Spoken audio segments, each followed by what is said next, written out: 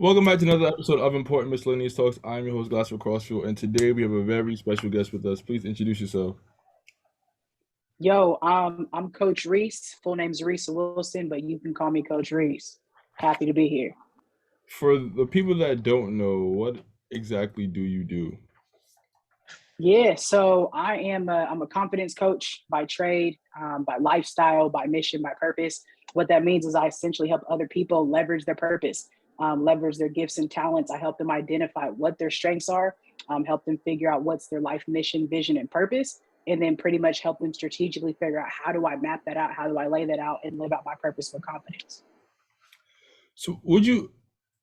Because I'm a big person on purpose as well. So, Okay. would you say that the average person knows what their purpose is?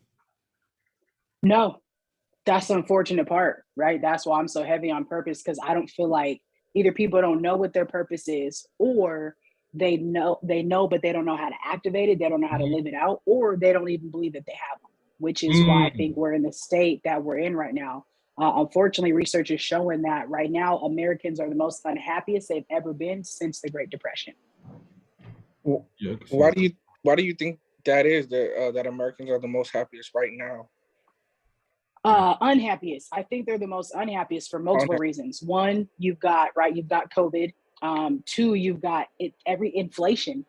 Everything's expensive, and money I think is at the root of one all evil, but not necessarily money isn't the problem. It's what we've done with money, right? It's the way that we've created segregation with people when it comes to money. I think it's the way that we set elevation, right? We set people's self worth based off their net worth.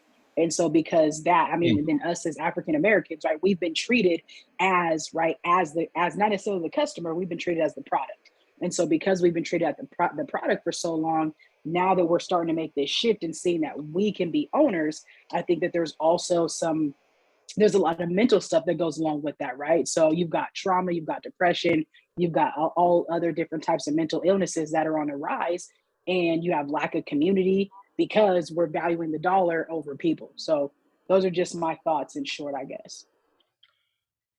Do you think a part of it is also first world problems? 100%.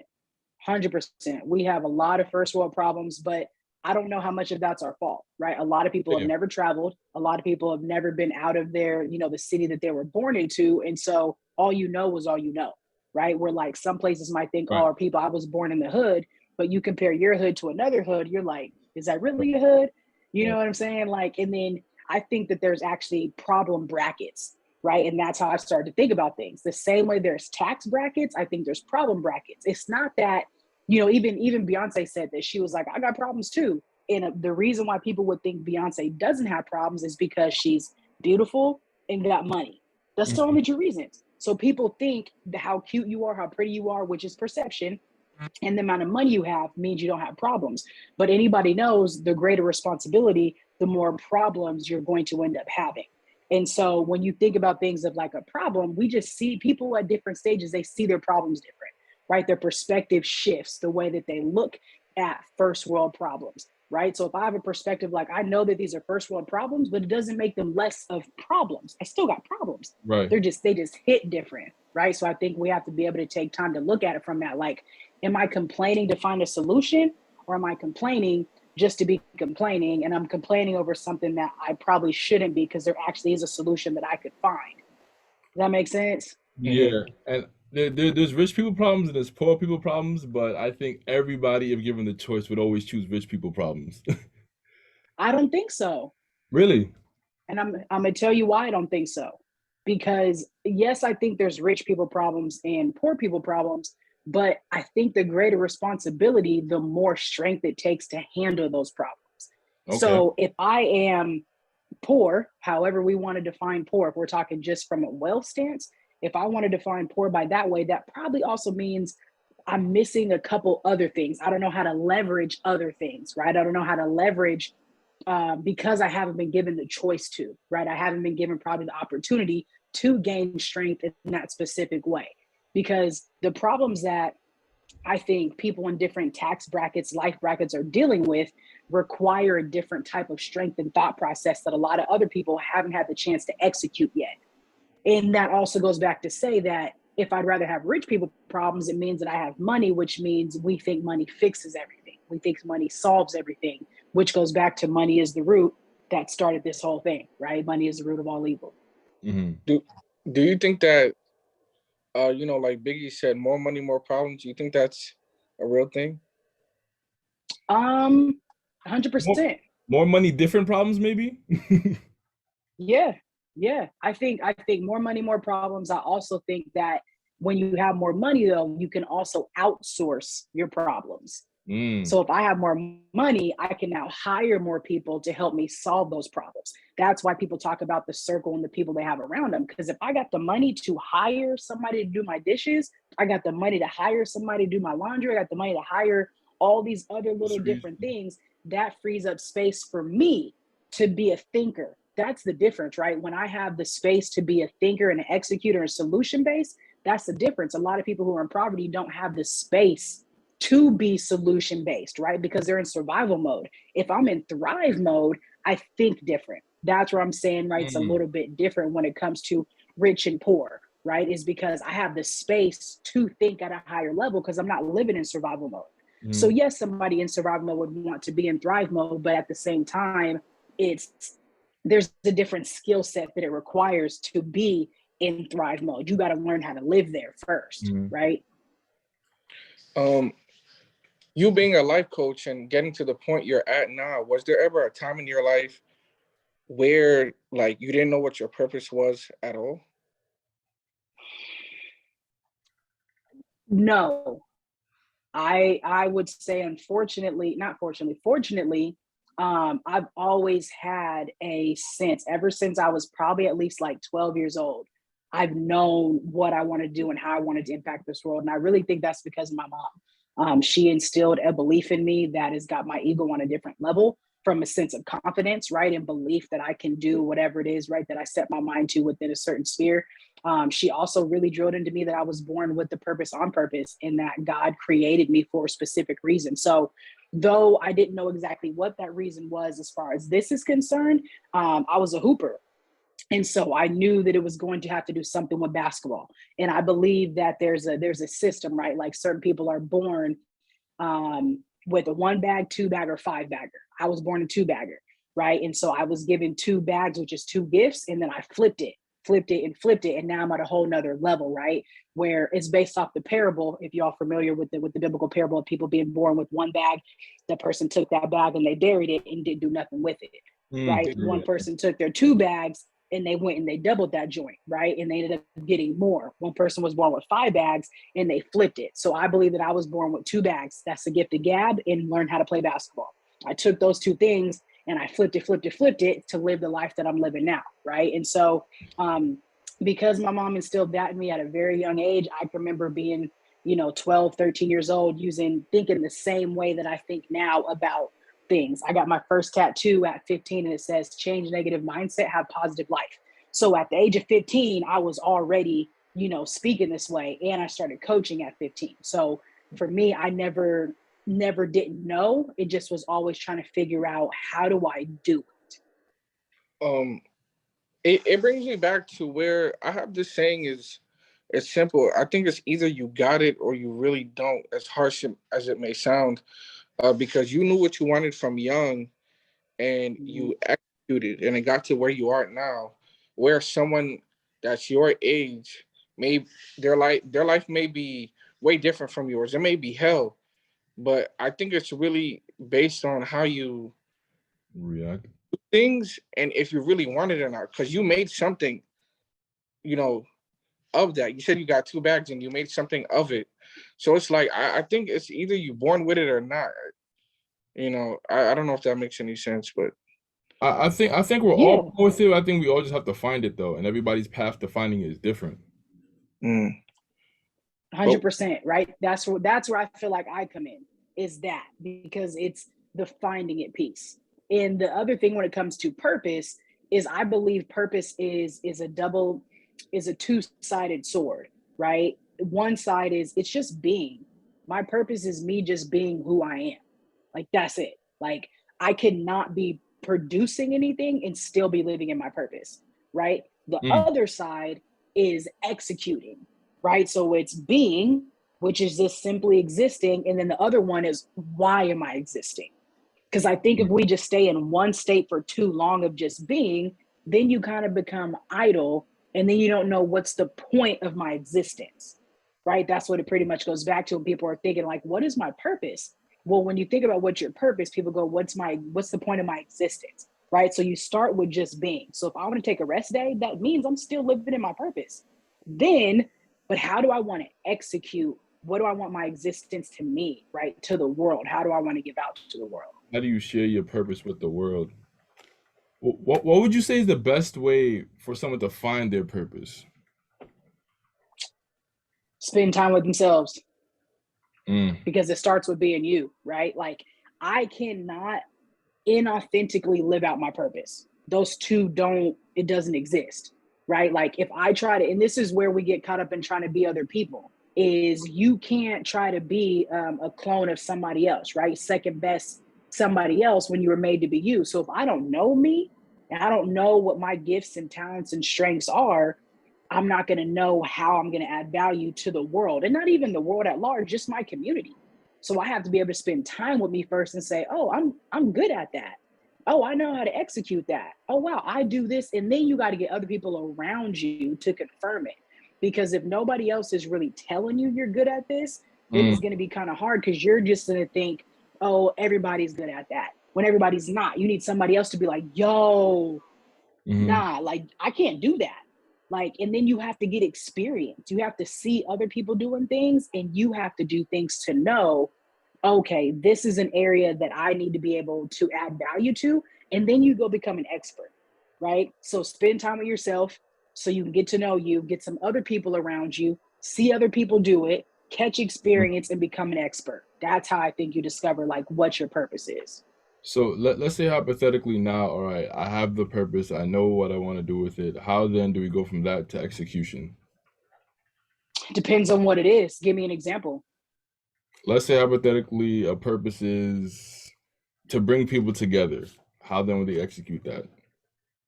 Yeah. I would say if bringing people together is you like to do parties. So let's say you're a DJ. Let's say you really love music, but you think everybody loves music. So you don't really think anything of it. But every time you hear some music, you're able to catch the beats, you really rock the rhythm, you're up on all the latest everything, but you also have a big heart for people. So then eventually somebody's like, yo, can you make me a mixtape? Can you make me a playlist? Can you do this? And so people start asking you to do this thing. Then you're like, I must be pretty good at this, because people keep asking me to do this for them, right? That's a Mm, sign. Somebody's affirming that for you, right? That's the second piece. Then you say, man, I could probably turn some profit off of this, because our purpose is connected to profit. Never get it twisted, right? Because we're supposed to be giving and helping others, and I can only serve, right? I can only pour out if I have something to give. So don't ever think that your purpose isn't connected to profit at any point in time. So now I can start charging cats for this. Now it's like, yo, how do I bring people together? I'm gonna throw a party. So I'm gonna now link with the DJ, right? I'm gonna now link with a musician. I'm gonna now link with the club. I'm gonna now link with somebody else. And now here we go. We got this band, we got this group, we got whatever. All these people together. Now they're gonna come out to be a part of this, and it all because I know how to DJ, right? Like simple as that. got you. Um, you had mentioned something about getting to know yourself, and what if there's, because I meet a lot of people like that, to either where, like you said, they don't know what their existence is on earth for, or when it comes to them being by themselves or getting to know themselves, it's difficult for them because they don't want to be alone. Mm. So Mhm. how do you counter that? I think the only way to counter that is to do it, because there's going to be there's no way around that. There's no way around me trying to spend time with me. I can't try to uplift and be there for anybody else if I don't even want to be there for me. You can't get around self-awareness. Self-awareness is at the root of authenticity, right? Self-awareness is at the root of emotional intelligence. Self-awareness is at the root of being able to really fulfill your purpose, right? Because If not, I'm going to be living as a fraud because I don't even know if that's really, it. And so if somebody tells me I'm not trying to spend no time with me, that's the first thing we're going to do. We're not even thinking about the execution of purpose. We're thinking about the being side of purpose. How do we just get you being okay with being who you are, right? And then we start to figure out what's the root of that, because there's a root behind it. Why don't you want to spend time with yourself, right? What are the thoughts that come up when you spend time with yourself? When you're sitting in silence, why do you avoid sitting in silence, right? Why are you overtly codependent, right? So there's so many other layers to that that I think is a big deal. Okay. How does one increase their self-awareness? Spending time with self. That's really it. Would you I say would spending some time in silence would help too? 100%. And to back to your question, right? It's like, what does that look like? Because for everybody, it looks different. For me, I meditate and I journal, and I take data, right, on both sides, qualitative, quantitative data. And I sit and I try to do it 2 times a day, in the morning and the night, right? And I do that because I need to know me better than anybody else does. It's pure disrespect for me for somebody to tell me that they know me better than I know myself. That's not okay, right? So if somebody else feels like they know you better than you know yourself, then you need to check yourself, because that just shouldn't be. Because I know how I feel, I know my thoughts, I know all of those things, right? And so when you think about the concept of emotional intelligence, there's 4 different areas. Number 1 is self-awareness. Number 2 is self-management. And if you're able to handle those things, I think then you're going to be able to live out your purpose at a higher level, at a better level, because you're going to understand you, and then you're going to be able to manage you. So whether it's journaling, and journaling in a multitude of different ways, right? It doesn't always have to be poetic. It can be, rapping is poetic too, but it can be in a multiple of different, any way that makes you feel authentic to yourself. Even pictures, anything that allows you to express, to get clarity on how you're feeling. How would you define a confidence coach? I define confidence coach. I actually have never seen anybody else have the title of that, so I couldn't tell you how anybody else does. But how I define it is, I am here to help you pretty much understand why, right? Understand your why and be able to leverage your purpose, your gifts, and your talents, and live out your purpose with confidence, right? My life mission is to instill the right to confidence in others by way of passion, love, repetition, and relationship. So as a confidence coach, I'm here to be a part of your village, coming alongside you and help you discover, right? What's your mission, vision, and purpose? What are your gifts, your talents? Help you grow in your emotional intelligence, your self-efficacy, so that way you can live out your purpose with confidence. So, and that looks different for every individual. That's so dope, man. Wow. Can you tell us Thank you. a bit much of your backstory of how you came to be? Like you mentioned you had a love for basketball. Of course, we did our research. Of course, you played pro and everything. You traveled to a lot of countries and states. So can you tell us more about your upbringing, your love for basketball, your career, and then, leading all the way up to present day? Yeah. That's a great question. I appreciate you doing the research. So yeah, I was born and raised in Tacoma, Washington. Was born a hooper. I don't know my life without playing basketball. I literally can't even tell you when I started because I don't know. So just was a hooper all throughout high school. I spoke a lot in sort of similar ways that I do now, but there wasn't any social media out, so I just ran my mouth to run my mouth, right? Like, so I hooped and ran my mouth. I was born in a Christian household, so went to church every Wednesday, Sunday, and that was my existence, right? Hooped, went to church, and went to school kind of because I had to go to school in order to hoop. I wasn't big on being a student at that point in my life in high school. Once I got to college, I I almost failed out. I had a 1.95 GPA. You have to have a 2.0 in order to play. And so it really came down to my coach, who is actually a good friend of mine now. And she was like, yo, if you don't get your grades up, you can't play.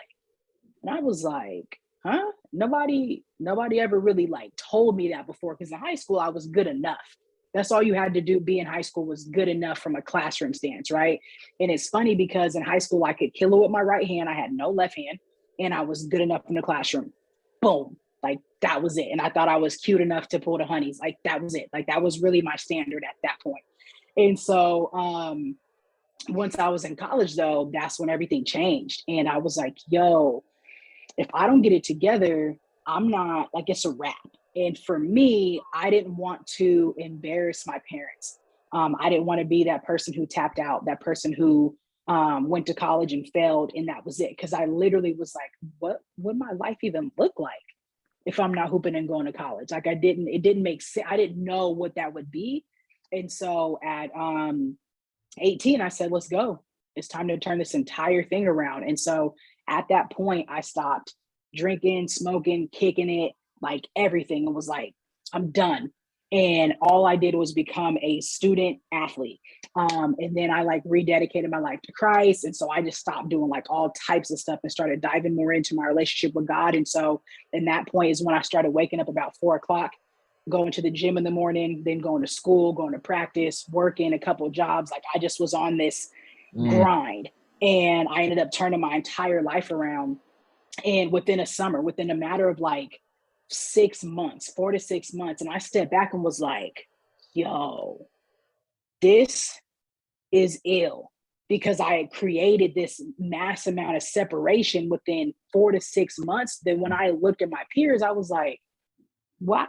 I'm killing. Like I went from being good, like, yeah, you can hoop, you're good, to being like, damn, I'm good, right? Like from a hoop stance. And so for me, that was a big deal. I went from being like, we have this ranking system as far as hoop is concerned, and everybody on my team thought that I should be like maybe in the top 8, a couple people that I should start.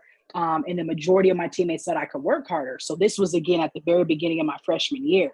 And I saw that and was like, that's what people think about me. And that was the best thing that's ever happened to me. That and almost failing out of college, right? And so I took that, and then I killed it all summer, came back that next year, and we did the same assessment. I was number 1 in every single category. And so once I saw that on paper, that's how I knew what I'm doing is working. And I just kept at it, kept going. And so I ended up calling myself a TCSA. Because one of my professors was like, who are you? What are you? And I was like, well, I'm a true Christian now, right? Because I don't do all that other stuff.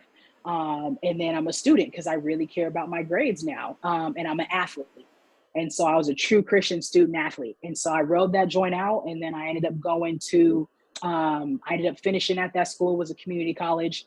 Finished at the top from an athletic stance, ended up being first team all league, led my team and everything, killed records, triple double, like all that stuff. Ended up finishing there with like a 3.0. So literally went from night and day within a matter of 2 years. So again, I got addicted to hard work like never before.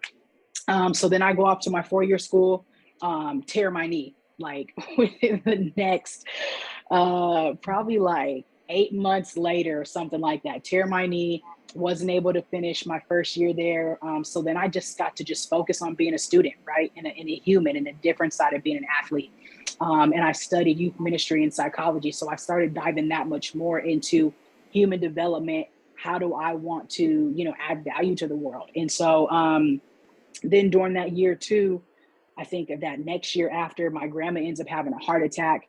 So just super crazy. I come out of practice. I get to see all these missed phone calls. I end up flying back home to Washington because I'm in Cali at this time. Thank God she's still living. Talked to her last night. Shout out to my grandma. But it was super scary, right? Like just that whole idea of, grandmas are everything in our family. So I ended up going back to school, killing it on the court, killing it in the classroom. I ended up making the dean's list for the first time because I had over a 3.5.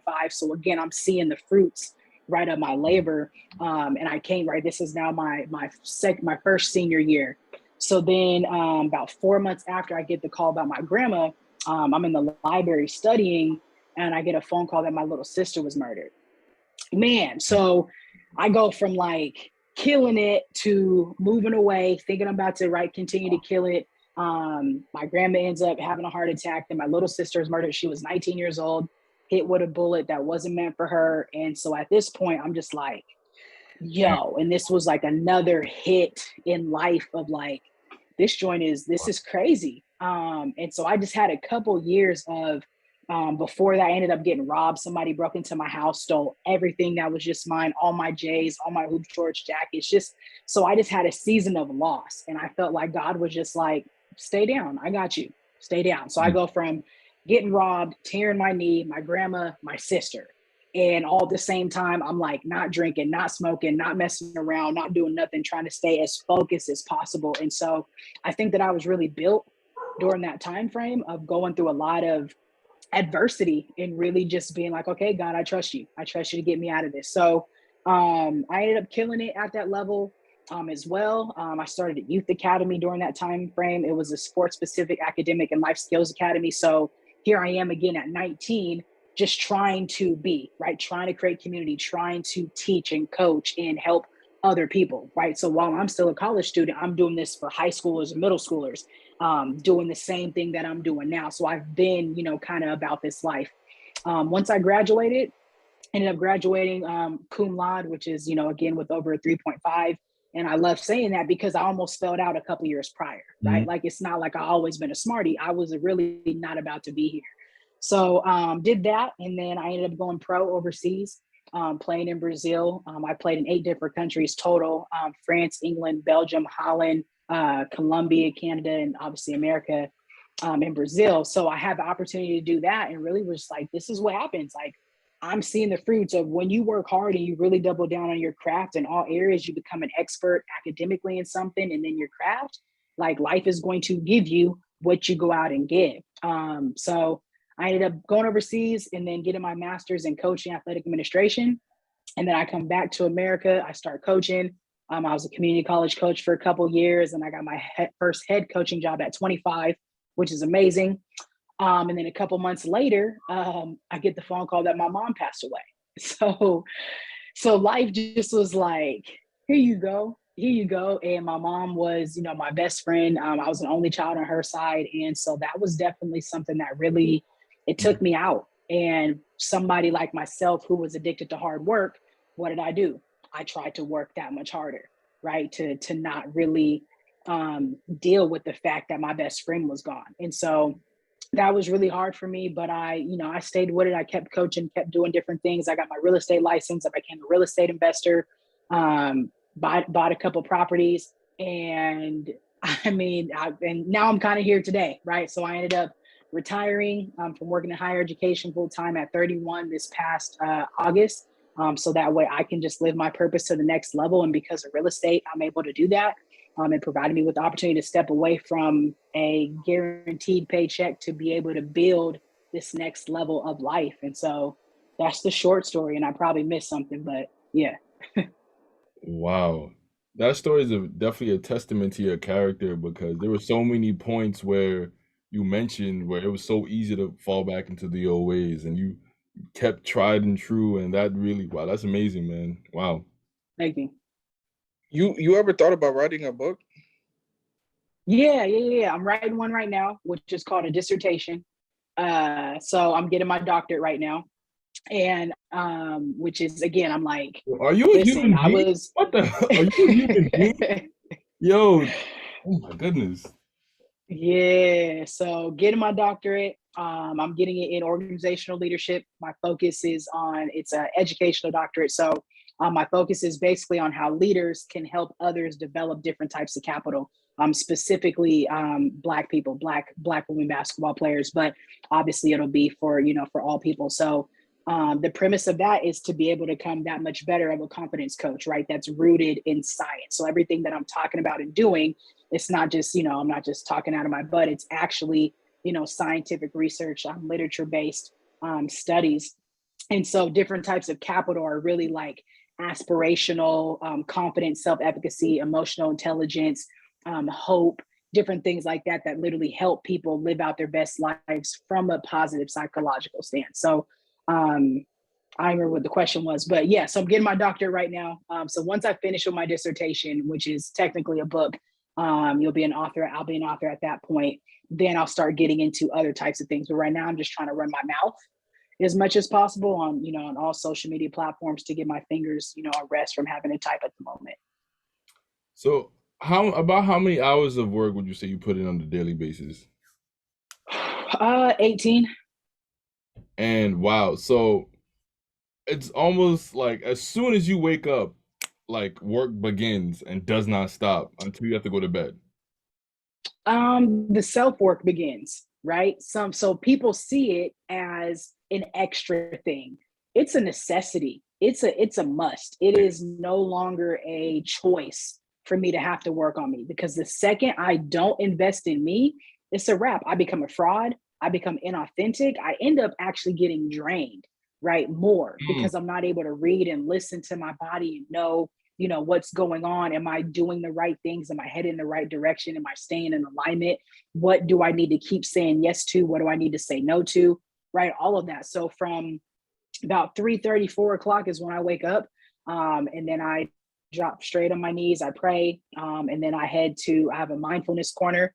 I get to the mindfulness corner, and I end up like praying again, and just really praying for different people, different situations, things like that, allowing God to download some things onto me, asking for wisdom and strength. And then I go into meditation for a few minutes, and then I go into journaling, and that's just, what do I need to get off? What are the confidence mantras that I need to say? What are some things I want to focus on today, and just kind of go from there. And then I have a specific scripture that I'm reading over, so I'll read over that, and then I'll go into visualization. So I'll look over like, what's my vision right now, right? I might do some like immediate visioning for the day, for the month. And then I'll also go into like the next year, right? What do I want to see happen over the next year? So I'll spend about 7 minutes in the future.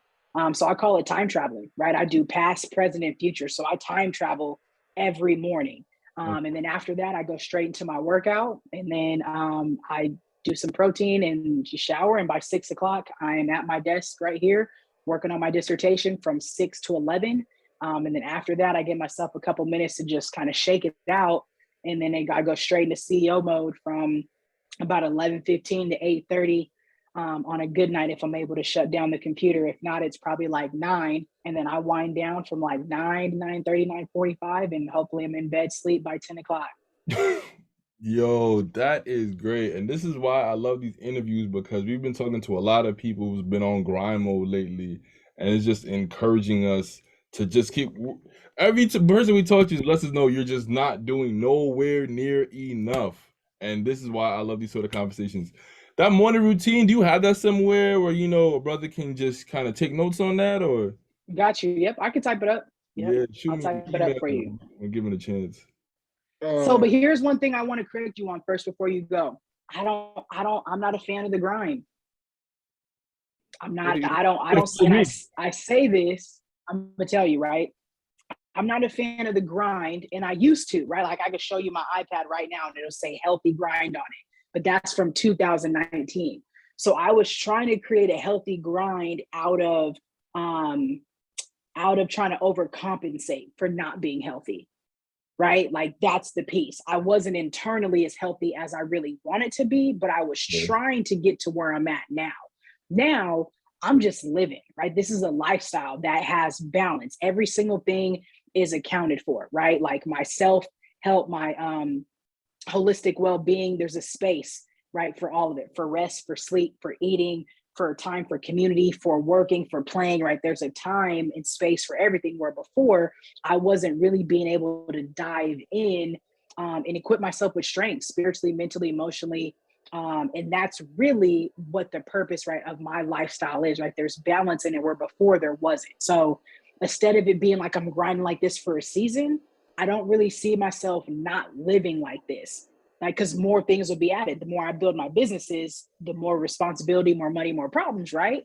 And Mm. also family. I'm going to get married. I'm going to have kids. So life is always going to be like this. And if somebody grinds for forever, what happens? You burn out and it breaks. I don't want to burn out and break. I'm trying to live out this life for forever, right? So that's kind of the difference from a mindset stance that I use is I'm not trying to grind, because it's usually seasonal. Does that mhm. make sense? Well, would you say that to avoid the burnout, the key to avoiding the burnout is the internal work? Yeah. Yeah. Okay, Yep. got you. Yep. Yep. And it looks different for everybody, right? Like the internal work, and also the ability to just chill, right? And to breathe and to pause. And there's times that I still get caught up in the grind. Like, whoa, I haven't I haven't taken a step back yet. I haven't breathed in a minute. I haven't done, like, am I just doing these things just to do them? Oh, I need to take a bath. I need to do this. I need to do that. Well, that's grind. Nope. In saying, Mhm. okay. And I think that there's peace found in saying, nope, I'm not doing this just to check a box. I'm doing this because it actually helps me be my best self. And Intentional. that to me is, yeah, it's the difference. It's the intentionality behind it all. And only you know that. Nobody else can tell you, right? Like I could be like, look what I did today, do, do, do, do. And everybody be like, oh, self-care. But like, am I doing it because it's performative, or am I doing it because I know I really needed it? Right. And I think that's part of the difference as well. I never really thought in that aspect, because it seems like it's robotic at a certain point. Okay, makes sense. What would you say is the best way to build and maintain confidence? I think the and maintain is an important factor. Yeah. I tweeted this the other day. I said, investing in your confidence is a form of self-care, Mm. right? Like we don't really think about that. It's a form of self-care because if I'm confident, I feel some type of way, right? Like when you know what I'm saying? When you really get, and listen, I'll tell you this, I sprayed some perfume before I came on here. I'm in a Zoom. Y'all can't smell me. I could smell me though, right? So like that's a piece of my confidence, right? Like it makes me feel good. And confidence is a thought process. Mm. Confidence is a mindset. So if we understand that confidence is a mindset, the way that I develop it, boom, goes right back. Self-awareness. I can't be confident if I'm not self-aware. That just is what it is. So the more self-aware I get, then I can recognize, okay, what are my um quirks? Am I okay with my quirks? Right? Because we throw around a whole lot of titles. Oh, you're a weirdo. Oh, you're this. Oh, you're a nerd. Oh, you're da da da da. Mhm. Okay. Am I okay with that though? Can I be confident in these, whatever the case may be? Is can I confidently say, I'm an addict. I like working hard. Does it mean that I'm a workaholic? I don't know if those are the same things, maybe, right? But I can confidently say that and also ask for accountability to make sure I'm not overworking myself, right? So again, that's that self-awareness piece. The other way that you grow in confidence is, where do you need to be confident in? And are you trying to be confident in something that like, what's the return? What's the ROI? You know what I'm saying? Like, I'm confident that I am not the best singer. I love to sing though, but I'm not investing in becoming a singer because the ROI is pointless. But I'm gonna go to a concert the second I have a chance to do it, and the second we're done here, I'm about to throw on some music and rock out. You know, so if I don't know who I am, I don't know the areas that I need to be most confident in when it comes to execution. So again, it just goes back to spending time with self. And then maintaining it is, you got to stay up. You got to stay up on what's to know. So if I'm talking from a level of expertise, so to be to be a doctor is to be an expert. So me staying up on all this information allows me to continue to be an expert in my field, to be able to contribute, right? So in order for me to stay confident means I'm seeing little wins. I'm a big fan of celebration. I didn't always used to celebrate, which is another thing going back to the healthy grind. There was no celebration, so there's no balance. You know, where some people are, oh, I have a hard time celebrating. Why? That's also something I think for our culture is something we need to look at. Why do we have a hard time celebrating? We probably should learn how to celebrate ourselves. Oh, I don't like. Look at that. What's the Mhm. root? You know what I'm saying? So now Right. I'm celebrating. I got a bottle of champagne in the cabinet ready for whatever. Right? Something goes on.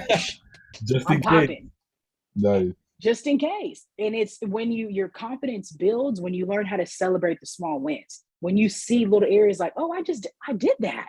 Look at me, right? And it's not about perfection either, right? It's about knowing and giving Improvement. yourself that feeling. You're of compound interest. Confidence is just like compound interest, right? So you're always working at it because you know that you can execute at any point in time. Sorry, hold on. Jim Rohn is my favorite motivational speaker, and he talked about building confidence is all about not neglecting the little things every day. Mm, Small wins every day. That's how you build confidence. mhm, mhm, 100%. What's your take on your mental health? It's something that that I've seen on your Instagram. You have a I think something that you're very big on. So what's your take on that? Mental health in general or mine personally? We can do both. Mine personally, it's everything. Reason being is because I have mental health privilege. And so and what I mean by mental health privilege versus obviously we know what privilege is, right? Privilege isn't just for white people, right? Like everybody has some form of privilege.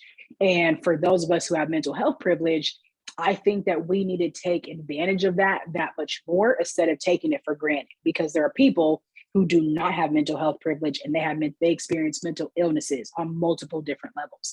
And I think that we don't have that conversation and really understand that there's mental health and there's mental illness, right? Like people who were born with maybe genetic dispositions or born with experiencing depression or different traumas that induce depression and PTSD and bipolar type 2 depression, different things like that, right? Like I've gone through traumatic experiences like crazy.